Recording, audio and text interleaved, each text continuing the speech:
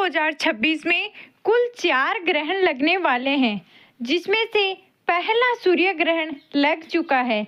अब बारी है साल के पहले चंद्र ग्रहण की, जो कि साल का दूसरा ग्रहण भी होगा और यह चंद्र ग्रहण फाल्गुन पूर्णिमा के दिन लगने जा रहा है।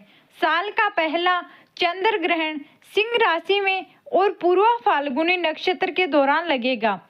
इस समय ध्रुति योग भी बन रहा है, जिसका ज्योतिष दृष्टि से विशेष महत्व भी माना जाता है। आइए जानते हैं चंद्र ग्रहण के सही समय, सूतक काल के समय के बारे में और चंद्र काल के दौरान गर्भवती महिलाओं को क्या क्या सावधानी बरतनी चाहिए। इस बारे में वीडियो महत्वपूर्ण है, पूरी जरूर देखिएगा। पसंद आए तो वीडियो को लाइक करना मत भूलिएगा। ग्रहण लगने के पीछे धार्मिक मान्यता यह है कि चंद्र ग्रहण राहु केतु के प्रभाव से होता है। वहीं वैज्ञानिक दृष्टिकोण की अगर बात करें तो जब सूर्य और चंद्रमा के बीच में पृथ्वी आ जाती है, तब पृथ्वी की छाया चंद्रमा पर पड़ती है, जिससे चंद्र ग्रहण लगता है और चंद्रमा लाल दिखाई देता है। इस बार 3 मार्च फाल्गुन पूर्णिमा के दिन लगने जा रहा है। यह ग्रहण हमारे देश के पूर्वी हिस्सों में दिखाई देगा। इसमें असम, अरुणाचल प्रदेश, मिजोरम, नागालैंड, मणिपुर में यह ग्रहण नजर आ सकता है।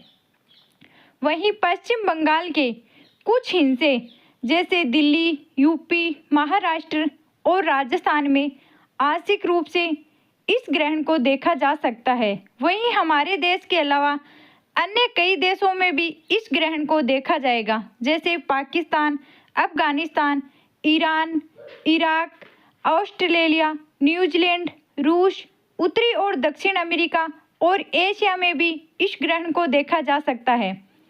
चंद्र ग्रहण का सूतक काल 9 घंटे पहले प्रारंभ हो जाता है और सूतक काल को हिंदू धार्मिक मान्यताओं के अनुसार अशुभ समय माना जाता है और सूतक काल की कुल अवधि से लेकर चंद्र ग्रहण काल की समाप्ति तक पूजा पाठ या मंदिर से जुड़ा हुआ कोई भी काम नहीं करना चाहिए। मूर्तियों को छूने से बचना चाहिए। नए काम की शुरुआत नहीं करनी चाहिए। कोई भी शुभ या मांगलिक कार्य हो तो ग्रहण के कारण इस काम को आज के लिए टाल देना ही अति आवश्यक रहेगा, ज़्यादा सही भी रहेगा और बिना ज़रूरत के बाहर निकलना ठीक नहीं माना जाता है। खास तौर पर गर्भवती महिलाओं को चंद्रमा की रोशनी में आने से बचना चाहिए। बुजुर्ग, बच्चे या बीमार लोगों को ग्रहण की उपलब्धि में घर के भीतर ही रहने की सलाह दी जाती है।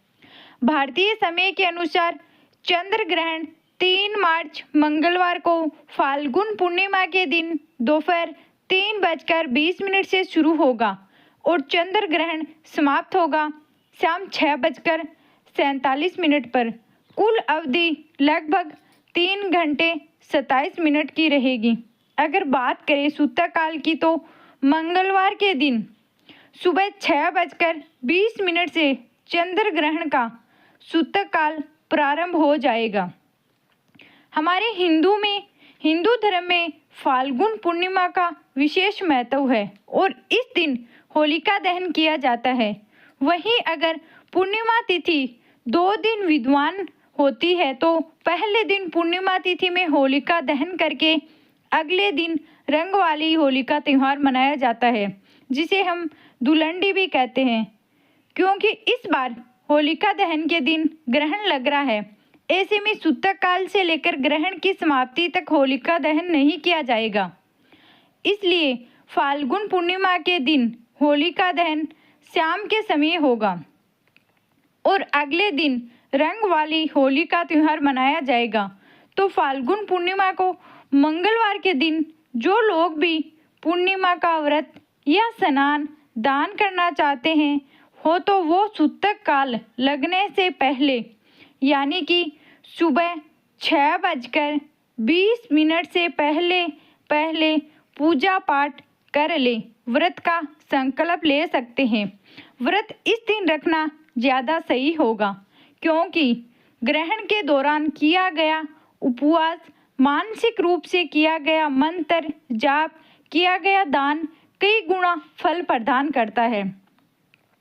इस समय किए गए दान की तुलना अन्य किसी भी दान से नहीं की जा सकती है। यानी कि पूरे साल भर आप जिस जिस पवित्र तिथि में दान करते हैं, उन सब का एकमात्र पुण्य आप एक ही दिन में यानी ग्रहण काल में या सूतक काल के दौरान किए गए दान से आसानी से प्राप्त कर सकते हैं, क्योंकि हमारे देश के बहुत सारे हिस्सों में, बहुत सारे क्षेत्रों में यह ग्रहण नजर आने वाला है।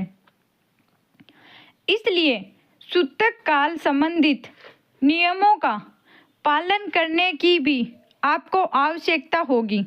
खास तौर पर गर्भवती महिलाओं को ग्रहण की उपलब्धि में घर से बाहर निकलने से बचना चाहिए। हालांकि जिस समय यह ग्रहण प्रारंभ होगा उस समय हमारे देश में दिन का समय होगा और 3 मार्च मंगलवार को चंद्र उदय होगा शाम 6:30 बजे। ऐसे में ग्रहण का जो पूरी तरह से असर होगा वह लगभग 17 मिनट का ही रहेगा, क्योंकि शाम 6:47 पर ग्रहण समाप्त हो रहा है। अगर गर्भवती महिलाएं चाहे तो चंद्र उदय से पहले पहले यदि किसी खास काम से आपको बाहर जाना ही पड़े तो आप जा सकते हैं, लेकिन शाम को 6:30 से लेकर 6:47 के बीच में आपको खास सावधानी बरतनी चाहिए। और जहाँ तक हो सके घर के भीतर ही आपको रहना भी चाहिए। अगर आप होलिका दहन या होली के बारे में या पूर्णिमा के बारे में जानना चाहते हो तो इसकी वीडियो अलग से चैनल पर अपलोड है, आप ज़रूर देखिएगा। आपको जानकारी कैसी लगी है? अगर जानकारी अच्छी लगी होगी तो वीडियो को लाइक करें, चैनल को सब्सक्राइब करें और जाते जाते कमेंट बॉक्स में राधे राधे ज़रूर लिखिएगा। धन्यवाद।